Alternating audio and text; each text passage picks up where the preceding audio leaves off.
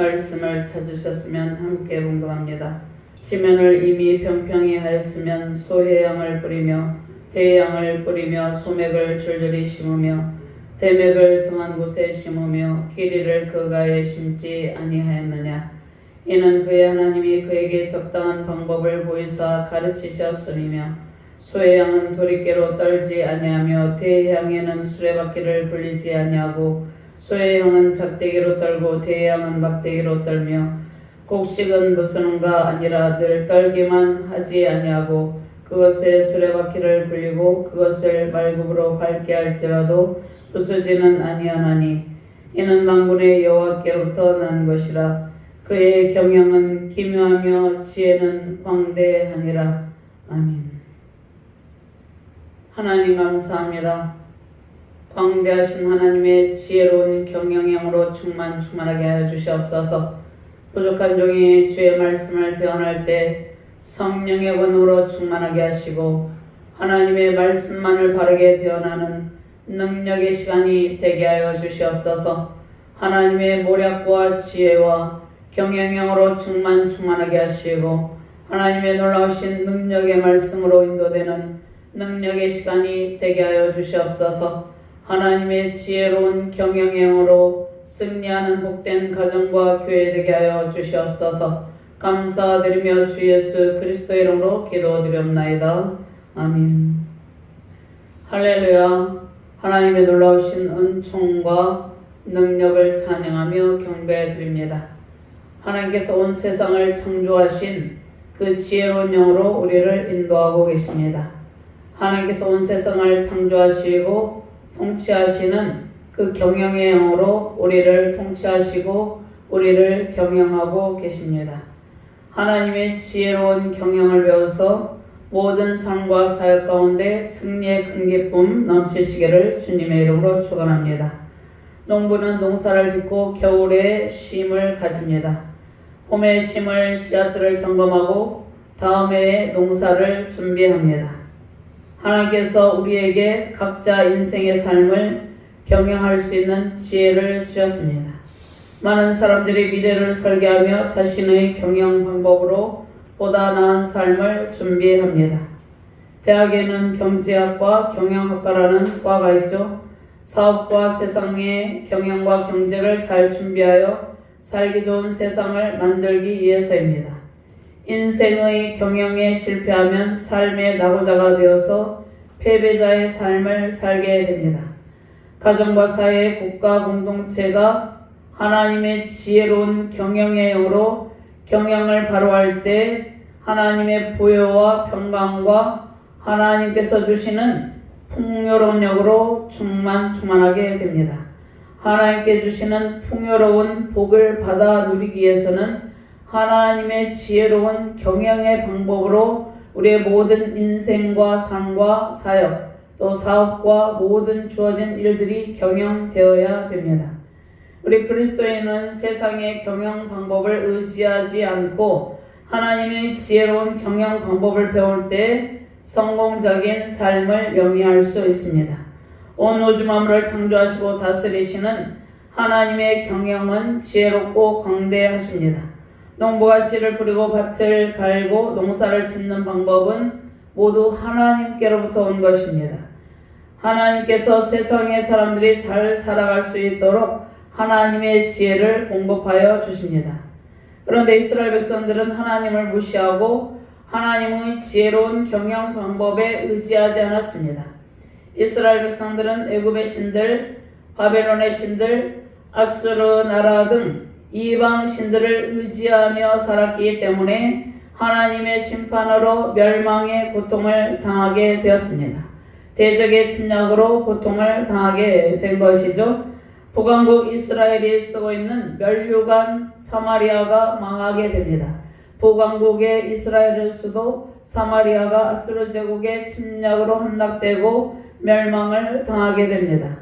그들이 아수르 제국에 의해서 멸망하게 되면 하나님께서 오히려 좋은 일이 있다고 말씀하고 있습니다. 하나님께서 직접 하나님의 공의로 통치하시며 영광의 면류관을 하나님께 대한 믿음을 신실하게 지키는 남은 백성들에게 씌워 주시기 때문입니다. 북왕국 이스라엘의 수도 사마리아는 에브라임의 면류관이며 기름진 평야에 피어있는 화려한 꽃과 같았는데 어떻게 되었습니까? 마치 술에 취하여 비틀거리는 부패한 정치의 리더와 종교 지도자들에 의해서 그 화려함이 시들어 썩어 없어져 버립니다.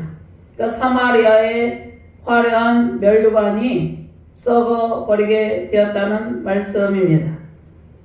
하나님께서 씌워주신 면류관을 헛된 것에 던져버린 것이죠. 그러나 믿음을 굳건하게 지키는 하나님의 백성들에게는 공의로운 재판자이신 하나님께서 함께 하셔서 정의롭고 공평한 사회를 만들어 주시겠다는 약속을 하십니다. 그러니까 남은 자들의 복입니다. 남은 자들에게는 하나님께서 공의로운 면류관을 씌워주시고 하나님의 은총을 부어주셔서 하나님의 영광 가운데 살게 하시겠다는 약속의 말씀을 주십니다. 이사야 선지자는 북이스라엘의 부패한 정치 지도자들과 종교 지도자들에게 맹렬한 비난을 퍼붓습니다. 남왕국 유다의 지도자들의 부패와 방탕도 폭로합니다. 북왕국 이스라엘과 남왕국 이스라엘의 정치적 지도자, 종교 지도자들이 타락하여서 방탕하여서 타락한 나라가 된 것입니다. 술 취한 종교 지도자들은 교만하였습니다. 정치적인 지도자들은 권모술수를 일삼았습니다. 당시 제사장들과 선지자들은 하나님의 뜻을 잃어버리고 교만하며 타락과 방탕으로 자신의 몸조차 가누지 못하고 있었습니다. 오늘 말씀하시는 제사장들, 타락한 선지자들은 참 선지자들이 아닌 타락한 제사장들, 거짓 목자, 거짓 제사장들, 거짓 선지자들을 의미합니다. 그들은 교만하였습니다. 타락하여서 자신의 몸조차 가누지 못하고 있었기 때문에 백성들을 지도할 여력이 없었습니다.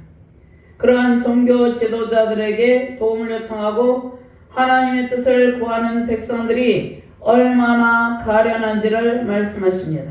정치 지도자들과 종교 지도자들이 리더로서 자신의 본분을 망각하면 그들을 바라보는 백성들이 가련한 처지가 됩니다. 남왕국 유다 영적 지도자들은 방종과 방탕의 길을 걷고 있었습니다. 이사야 선지자의 말을 전혀 듣지 않았습니다.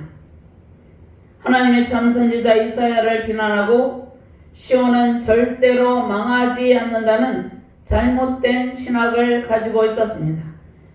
그들에게 하나님의 심판이 선언됩니다. 그들은 하나님께서 보내신 선지자의 말을 듣지 않고 조롱하며 비아냥거렸습니다. 남왕국 유다는 이집트와 동맹을 맺고 그들의 신들을 의지합니다. 애굽으로 돌아가지 말라는 말씀을 어기는 것이죠. 유다의 정치 지도자들은 이집트가 그들의 동맹국으로서 매우 좋은 영향을 줄 수 있다고 생각했습니다.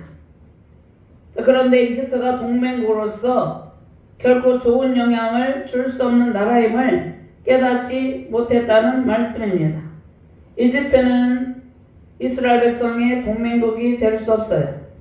이스라엘 백성들을 끊임없이 괴롭히고 이스라엘 백성들에게 좋지 아니한 영적 영향력을 미치는 나라였죠. 고대 근동의 역사에서 이집트는 결코 이스라엘 백성들을 도와주는 나라가 아니었습니다. 이집트를 붙들고 의지하는 백성은 그들의 손이 오히려 찔리게 된다는 말씀입니다. 그러니까 악한 정권, 악한 나라와 동맹을 맺고 의지하는 일은 매우 어리석은 일입니다. 지금 이 시대적 상황에서도 마찬가지입니다. 하나님의 백성들, 하나님께서 원하시는 나라와 선한 영향력을 미치는 나라와 동맹을 맺어야 되는데 악한 정권, 악한 나라와 동맹을 맺고 그들을 의지하게 되면 오히려 그들에 의해서 찔림을 받고 피를 흘리게 된다는 말씀입니다. 당시 지도자들의 권모술수로 인해서 그들은 이집트와 동맹을 맺고 아수르 제국의 반역을 도모했죠. 그로 인해서 아수르 제국에게 멸망을 당하고 백성들이 고통을 당하게 된 것입니다. 이스라엘 백성들이 살았던 속박의 땅, 노예로 살았던 땅, 고난의 땅이었죠. 이집트는 이스라엘 백성들을 노예로 430년 동안 압제한 나라였습니다. 결코 그들과 동맹을 맺어서는 안 되는 나라였습니다. 하나님께서 이스라엘 백성들에게 이집트 땅을 향해 뒤도 돌아보지 말라고 말씀하셨습니다. 그런데 북왕국 이스라엘은 그러한 나라 이집트와 동맹을 맺고 죽음의 체결을 맺은 것입니다. 우리가 예수 그리스도를 믿게 되면 예수 그리스도를 믿기 이전에 잘못된 생활 습관, 또 세상에서 방탕과 타락을 일삼은 그러한 친구들과의 관계를 끊어야 됩니다. 이스라엘 백성들이 이집트와 동맹을 맺고 죽음의 체결을 맺은 것은 하나님의 말씀을 정면으로 거역한 것입니다. 하나님께서 이집트 땅을 향해서 뒤도 돌아보지 말라고 말씀하셨음에도 불구하고 불순종의 길을 걸어가는 것이죠. 이스라엘 백성들이 의지해야 될 곳이 어디입니까? 이사야 선지자는 시온의 기초돌, 견고한 기초돌, 구원의 기초돌을 의지하라고 말씀합니다. 16절 말씀, 그러므로 주 여호와께서 이같이 이르시되 보라 내가 한 돌을 시온에도 기초를 삼았노니 곧 시험한 돌이요 귀하고 견고한 기초돌이라. 그것을 믿는 이는 다급하게 되지 아니하리로다. 견고한 기초돌은 예수 그리스도를 의미합니다. 하나님의 능력을 의지해야 되는 것이죠. 하나님의 권능의 오른손을 붙들고 승리의 길을 걸어가야 되는데 하나님을 의지하지 않고 애국을 의지하고 애국과 동맹을 맺었다는 것입니다. 남유다 왕국의 리더들이 정치적인 수단으로 이집트와 맺은 죽음의 언약은 매우 무가치한 언약이었습니다. 왜냐하면 그들이 이집트와 협정을 맺었지만 하나님의 심판에 의해서 죽음을 당하기 때문입니다. 부패한 정치 지도자들은 그 백성들에게 이 길만이 살 길이라고 주장을 했습니다. 하나님을 의지하지 않는 인간의 경영은 실패하고 마는 것입니다. 하나님을 의지해야 되는데 애굽을 의지하거나 아수르를 의지하거나 바벨론을 의지하면 멸망하게 된다는 말씀입니다. 이스라엘 민족의 참된 통치자는 오직 전능하신 광대하신 하나님 한 분밖에 없습니다. 하나님께서 택하신 백성들이 기독교적인 바른 가치관을 가지고 하나님만을 의지하며 살아가면 영적 대승리를 누리게 됩니다. 우리는 하나님만을 의지하고 하나님께 모든 삶의 경영 방법을 배워야 됩니다. 하나님께서 우리 자신을 경영해 주시도록 하나님의 지혜로운 경영의 영으로 충만하시도록 기도하고 우리의 가정과 교회 또 사업을 하시는 분들은 사업의 경영권을 하나님께 맡겨드리고 하나님의 지혜로운 경영력으로 충만하게 될 때 승리의 영광을 누리게 된다는 말씀입니다. 국가도 마찬가지죠. 국가도 하나님만을 의지할 때 하나님의 지혜로운 경영 방법을 배워서 하나님의 통치 영역 가운데 순종하면서 하나님의 경영 방법대로 나라를 경영할 때 부강한 나라가 되고 평강한 나라가 되고 하나님의 부여와 풍요로움이 넘치는 나라가 된다는 말씀입니다. 우리가 하나님의 주권을 인정하고 하나님의 통치 속에 있을 때 우리 자신과 자녀, 가정, 교회, 국가가 영적 성장을 이루고 부흥과 회복의 기쁨이 넘치게 됩니다. 하나님의 주권을 인정하고 하나님의 통치를 받을 때 국가는 번영하고 백성들이 평화를 누리게 됩니다. 우상을 섬기고 우상과 결탁한 악한 나라들과 손을 잡고 악한 일을 도모하면 하나님의 심판을 피할 길이 없습니다. 시온의 기초돌은 무엇을 의미합니까? 시온의 기초돌은 장차 오실 예수 그리스도를 의미합니다. 시온의 기초돌은 장차 오실 예수 그리스도이시며 하나님의 언약입니다. 시온의 기초돌은 하나님의 언약의 말씀이며 구원의 약속입니다. 시온의 기초돌을 의지하는 주의 백성들은 하나님의 공의로운 다스림으로 평강을 누리게 된다는 말씀입니다. 하나님의 일과 그의 기이한 사역을 의지하지 않는 자들을 심판하실 것을 선포한 것이죠. 21절 말씀에 옛적 브리심사는 다윗이 통일한 곳이 되어 블레셋 족속과 싸운 곳입니다. 블레셋 족속은 다윗과의 전투에서 패배했죠. 기브온 골짜기는 여호수아가 아말렉 족속을 대적해서 싸울 때 해가 멈추었던 곳입니다. 전쟁은 하나님께 속한 것입니다. 우리의 영적 전쟁도 하나님께 속하여 있습니다. 다윗과 기도는 블레셋 족속과 아말렉 족속을 물리치고 대승리를 거둡니다. 전쟁을 승리로 이끄신 분은 하나님이시죠. 세상의 악한 세력이 하나님의 백성들을 공격하는데 하나님을 의지할 때 하나님께서 앞서 행하시며 싸우시며 대적을 물리쳐 주십니다. 하나님의 싸움의 대상은 하나님의 백성의 적이었습니다. 그러나 이제는 하나님을 거역하는 그의 백성들이 하나님의 적이 되었습니다. 자, 우리는 하나님의 백성들로 하나님을 거역하는 반역의 자리에 서지 않아야 됩니다. 반역의 자리에 서게 되면 하나님이 우리를 대적하십니다. 현재도 하나님의 말씀을 멸시하는 타락한 정치적, 종교적 리더들은 하나님의 심판의 대상이 됩니다. 자, 엘리 제사장의 가문의 몰락의 이유가 무엇입니까? 하나님을 온전히 섬기지 않고 홈리와 비느하스는 하나님의 말씀에 불순종하며 거역하는 자리에 있었기 때문에 하나님의 심판의 대상이 되었다는 말씀입니다. 먼저 파종과 수확 과정에 비유한 이스라엘 백성들을 어떻게 양육하시고 어떻게 징계하실 것인가에 대한 교훈의 말씀이 있습니다.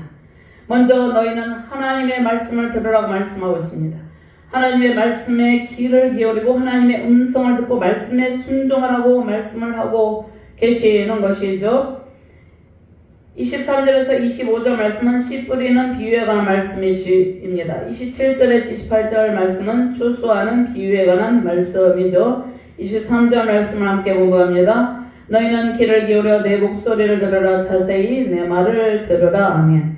이스라엘 백성들은 하나님을 무시하고 하나님의 통치를 거부했습니다. 하나님께서 그들에게 하나님의 말씀을 듣고 순종하라 말씀하시죠. 풍요로운 농촌은 하나님의 은총으로 되는 것이죠. 그러니까 농부들은 농사하여서 풍년을 이루기를 원합니다. 그런데 그것은 하나님의 은총으로 된다는 말씀입니다. 하나님께서 농사하는 지혜를 주셨기 때문에 그들은 하나님의 지혜로 씨를 뿌리고 밭을 경작하여 풍성한 소출을 얻게 된다는 말씀입니다. 고대 근동 신화에서는 신들이 농사법을 가르쳐 준다고 생각했습니다.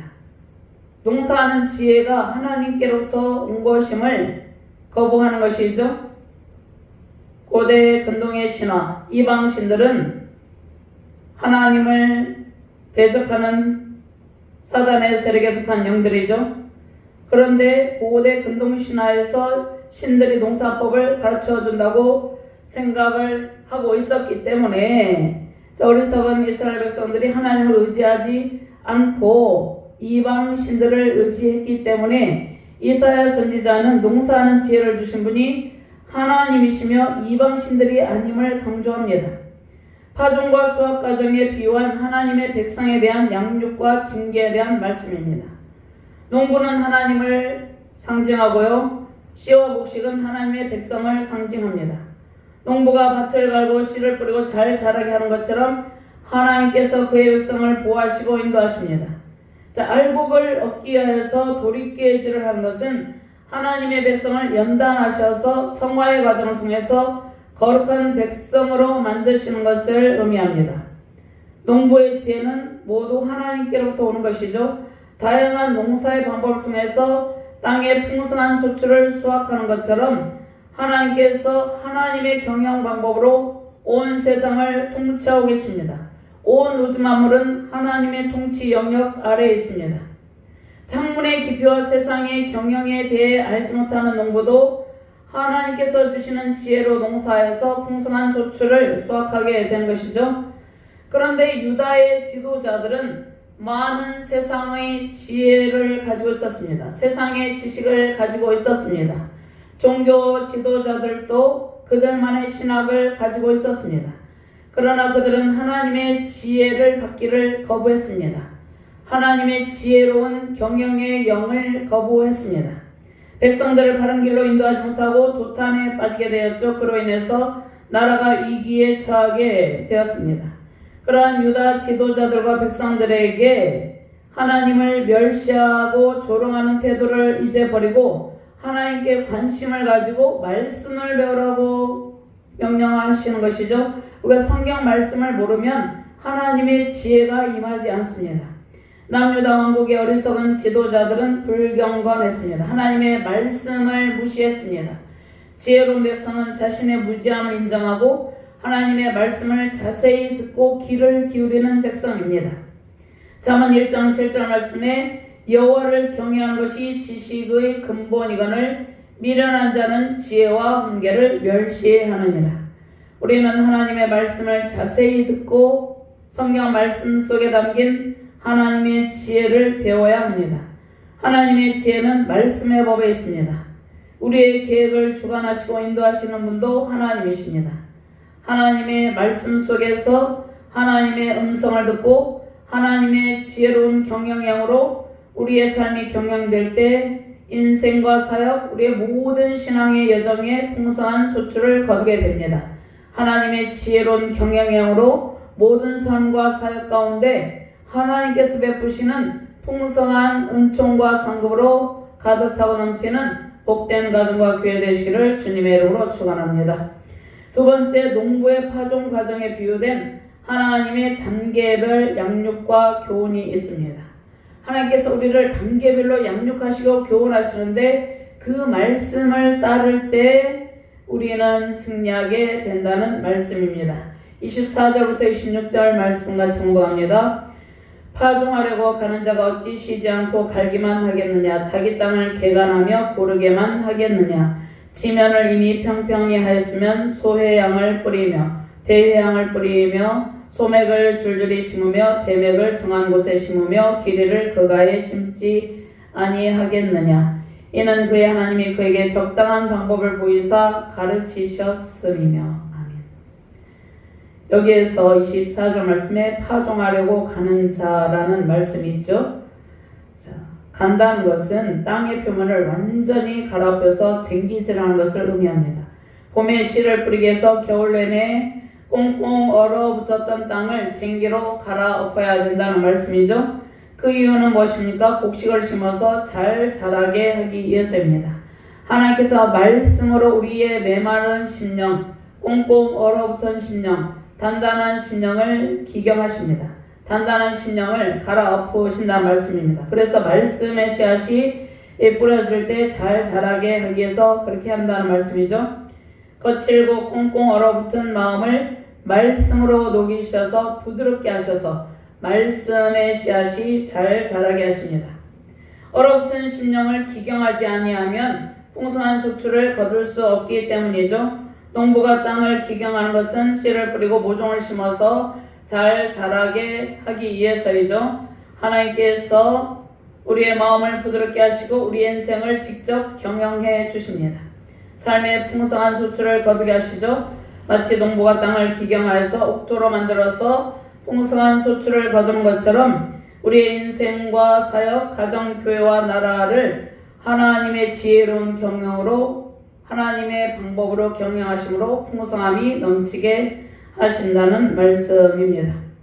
25절 말씀에 땅을 골고루 개간한 이후에 농부가 씨를 뿌리는데 적당하게 뿌리는 것이죠. 너무 많이 뿌려도 안 되고 너무 조금 뿌려도 안 되죠. 적당하게 뿌리며 식물을 적재적소에 잘 심는데 다양한 식물들이 지금 소개되고 있죠. 본문 말씀에. 자, 소해향은 미나리과의 1년생 식물로 검은색의 향기로운 열매를 맺습니다. 대해향은 약용이나 향료로 쓰이는 식물로 열매가 약간 쓴맛이 나고 소맥은 밀을 의미합니다. 대맥은 보리를 의미하죠. 농부가 땅을 개간하고 씨를 적당하게 뿌리는 것은 농사에 관한 기본적인 지혜를 하나님께서 주셨기 때문이죠. 이제 적당한 방법으로의 람 미시파트의 원형, 미시파트는 법과 규례에 따라서 판단하고 심판하는 것을 의미합니다. 출애굽기 28장 29절 말씀에 아론이 성소에 들어갈 때에는 이스라엘 아들들의 이름을 기록한 이 판결 흉패를 가슴에 붙여 여호와 앞에 영원한 기념을 삼을 것이니라. 아멘. 열왕기상 3장 11절 말씀에 하나님께서 솔로몬에게 응답을 하시는데 솔로몬이 무엇을 구했기 때문에 응답을 주십니까? 이에 하나님이 그에게 이르시되 내가 이것을 구하도다. 자기를 위하여 장수하기를 구하지 아니하며 부도 구하지 아니하며 자기 원수의 생명 멸하기도 구하지 아니하고 오직 송사를 듣고 분별하는 지혜를 구하였으니. 솔로몬이 백성들을 잘 통치할, 선악간에 판단하고 잘 통치할 그 분별할 지혜를 하나님께 구했습니다. 그래서 하나님께서 솔로몬이 구하지 아니한 부와 명성까지 주셨죠. 이는 그의 하나님이 그에게 적당한 방법을 보이사 가르치셨으며. 출애굽기 26장 30절 말씀에 너는 산에서 보인 양식대로 성막을 세울지니라. 어떤 분야에서 정해진 적당한 방식과 절차를 의미한 것입니다. 농사에도 방식과 절차가 있는데 그것을 규정하신 분이 하나님입니다. 하나님께서 그 창조의 원리대로 농사의 방법과 살아가는 지혜를 사람들에게 가르쳐 주십니다. 농부는 이러한 경작의 방법을 통해서 땅의 풍성한 소출을 거두게 됩니다. 하나님께서 이러한 파종의 원리로 하나님의 백성들을 단계별로 훈련시킵니다. 하나님께서 우리들을 하나님의 방법대로 양육시키는데 단계별로 양육시키셔서 삶의 풍성함이 넘치게 하십니다. 우리를 통치하시고 경영하시는 분은 하나님이십니다. 친히 우리의 가정과 자녀, 교회 사업과 국가 공동체를 하나님께서 친히 하나님의 지혜로운 영으로 경영하시기를 원하십니다. 하나님의 지혜로 우리의 삶과 우리의 가정, 자녀가 경영이 될 때 우리는 부족함이 없이 삶의 풍요로움을 누리게 됩니다. 보통 자녀를 양육할 때 자식 농사라고 그러죠. 근데 자식 농사를 잘하려면 어떻게 해야 됩니까? 하나님의 지혜로운 경영의 영을 충만하게 받아서 그 지혜로운 경영의 영으로 자녀들을 잘 단계별로 양육을 해야 된다는 말씀입니다. 내 방법 내 뜻대로 함부로 자녀들에게 하나님의 방법이 아닌 인간의 지혜와 인간의 방법으로 자녀들을 가르치게 되면 빗나가게 된다는 말씀입니다. 자식 농사를 잘하기 위해서 하나님의 지혜로운 영, 경영의 영을 받을 때 우리의 자녀들이 잘 자라서 정말 하나님의 온전한 선한 영향력을 끼치는 하나님의 사람이 되어서 세상에서도 탁월한 리더가 되고 영적으로도 탁월한 리더가 된 것입니다. 농부의 수확과정에 비유한 선민 이스라엘 백성의 연단과 징계를 통한 교훈의 말씀을 보도록 하겠습니다. 28절 말씀, 곡식은 부수는가 아니라 늘 떨기만 하지 아니하고 그것에 수레바퀴를 굴리고 그것을 말굽으로 밟게 할지라도 부수지는 아니하나니. 아멘. 하나님께서 땅을 일구고 씨를 뿌리는 지혜를 주신 같이 타작하는 지혜도 주셨습니다. 하나님께서 불순종하는 남유다 백성들 연단하시고 징계하시죠. 하나님의 백성들을 하나님의 지혜로 경영하고 바르게 세우는 지혜를 통치자들에게 주셨습니다. 그러나 남유다 예루살렘의 지도자들은 하나님의 방법을 쓰지 않고 우매한 정치와 종교적인 지도로 나라를 파멸의 길로 이끌어갔죠. 우매한 농부가 농사를 망치고 미련한 자가 하나님의 말씀을 멸시하고 자신의 뜻대로 삶을 설계하다가 인생의 낙오자가 됩니다.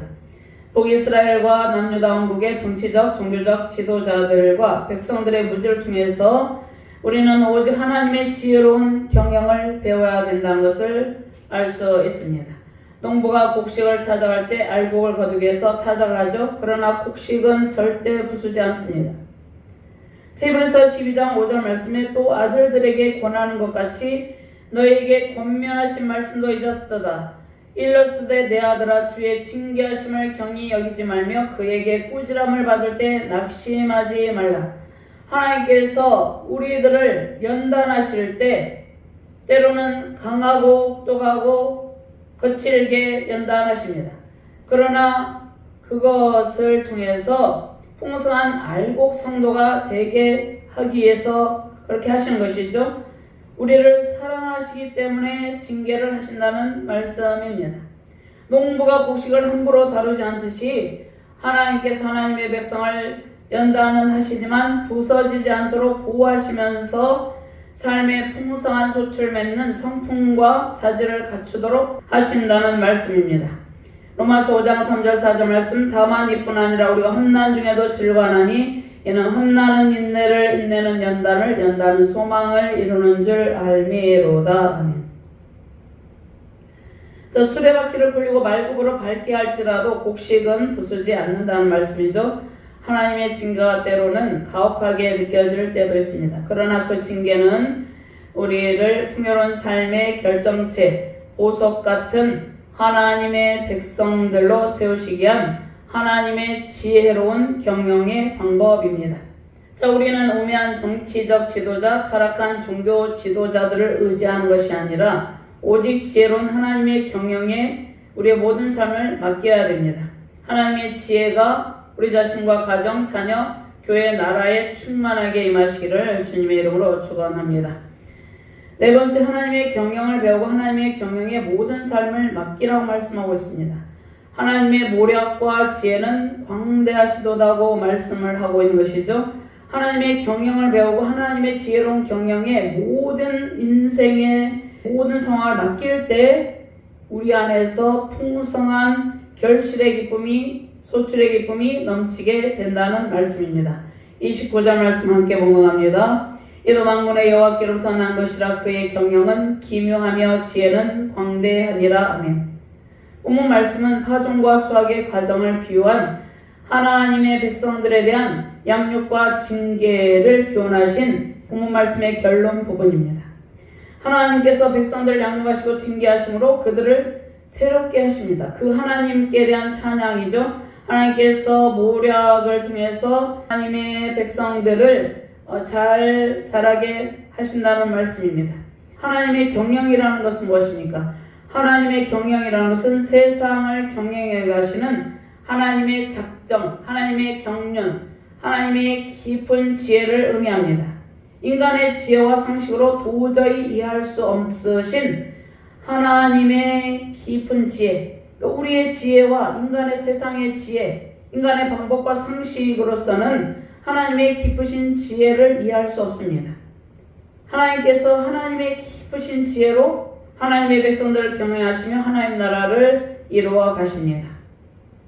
출애굽기의 말씀에 보면은요, 여호와께서 이르시되 보라 내가 언약을 세우나니 곧 내가 아직 온 땅 아무 국민에게도 행하지 아니한 이적을 너희 전체 백성 앞에서 행할 것이다. 내가 머무는 나라 백성이 다 여호와 행하심을 보리니 내가 너를 위하여 행할 일이 두려운 것임이니라. 하나님의 지혜는 광대하시며 우리 인간의 짧은 지식과 이성으로는 이해할 수 없습니다. 하나님의 지혜는 무궁하시며 광대하십니다. 하나님의 경영은 언제나 선한 결과와 풍요로운 결실을 맺습니다. 농부가 논밭의 곡식을 곡간에 들이시듯이 하나님께서 알곡된 우리를 영원한 하나님 나라 곡간에 채우시기 위해서 지금도 우리를 연단하시고 하나님께서 하나님의 지혜로운 경영으로 우리를 통치하고 계십니다. 우리는 하나님 나라에 들어갈, 장차 하나님 나라 천국 창고에 들어갈 복된 열매들이죠. 우리의 삶에도 하나님께서 풍요로운 결실이 맺어지기를 원하고 계십니다. 하나님의 지혜를 바라고 인내로서 현재 겪고 있는 모든 고난과 징계를 잘 통과하시길 바랍니다. 우리를 잘 가꾸시고 돌보셔서 알곡이 되게 하시는 하나님의 사랑에 항상 감사와 찬양을 올려드리시길 바랍니다. 하나님의 지혜로운 경영으로 세우신 가정과 교회와 자녀와 또 우리 자유대한민국과 열방 가운데 풍성한 소출의 기쁨 넘치시기를 주님의 이름으로 축원합니다. 하나님 감사합니다. 하나님께서 우리를 붙들어 주시고 하나님의 지혜로운 경영으로 인도하고 계신다는 약속의 말씀을 주심을 감사합니다. 우리가 우리 자신의 방법으로 인생을 경영해 나갈 때 실패와 좌절의 경험이 있었습니다. 하나님의 지혜로운 경영의 영을 충만하게 부어주시옵소서. 하나님께서 세우신 가정과 자녀들을 하나님의 지혜로 이끌어 가실 때, 또 교훈하실 때, 양육하실 때 풍성한 하나님의 상급이 임한다고 약속하셨습니다. 하나님께서 세우신 가정과 자녀들을 붙들어 주시고 하나님의 지혜로운 경영력으로 통치하셔서 하나님 나라 확장에 크게 쓰임받는 능력의 가정과 자녀, 교회 되게 하여 주시옵소서. 하나님의 지혜로운 영, 지식의 영, 총명과 계시 영으로 충만한 능력의 가정과 자녀들이 되게 하여 주시옵소서. 하나님께서 권능의 날개옷으로 우리를 덮어주시고 하나님의 지혜의 날개옷으로 우리를 덮어주시고 하나님의 지혜로운 경영과 총명과 계시 영으로 우리를 덮어주셔서 하나님 나라 확장에 귀하게 쓰임받는 능력의 자녀들로 견고하게 세워지게 하여 주시옵소서. 감사드리며 주 예수 그리스도 이름으로 기도드리옵나이다. 아멘.